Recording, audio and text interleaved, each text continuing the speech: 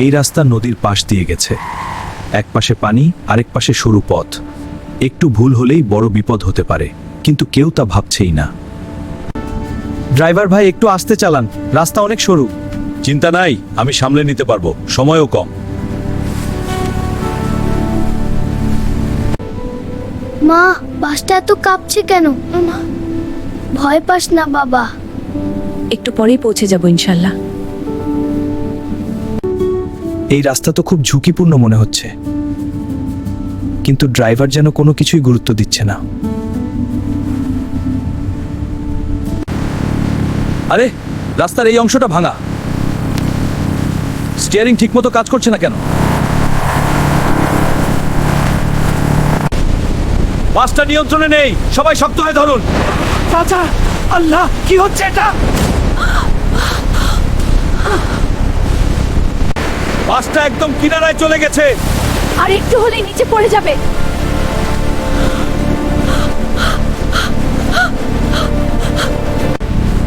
ধরুন, সবাই শক্ত হয়ে ধরুন। আমরা নিচে পড়ে যাচ্ছি।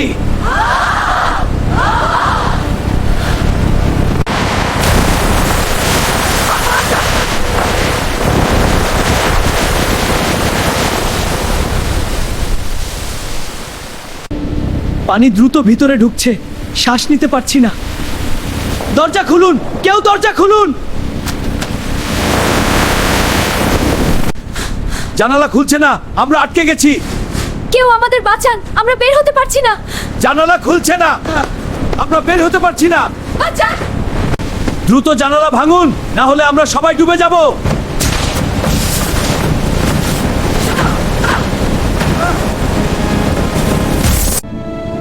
মা, আমাকে ছাড়বেন না।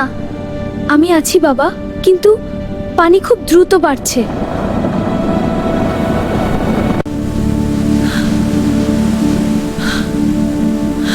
আমরা বেরোবো ছাড়েনি। দরজাটা একটু খুলেছে, সবাই একসাথে চাপ দিন।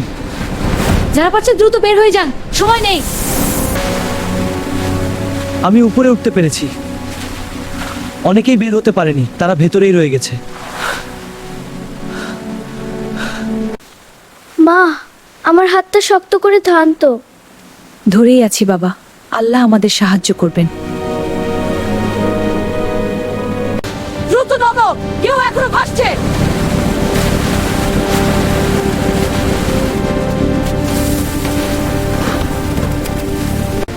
এইদিকে একজন গেছি, তাকে উঠাও, তাকে উঠাও।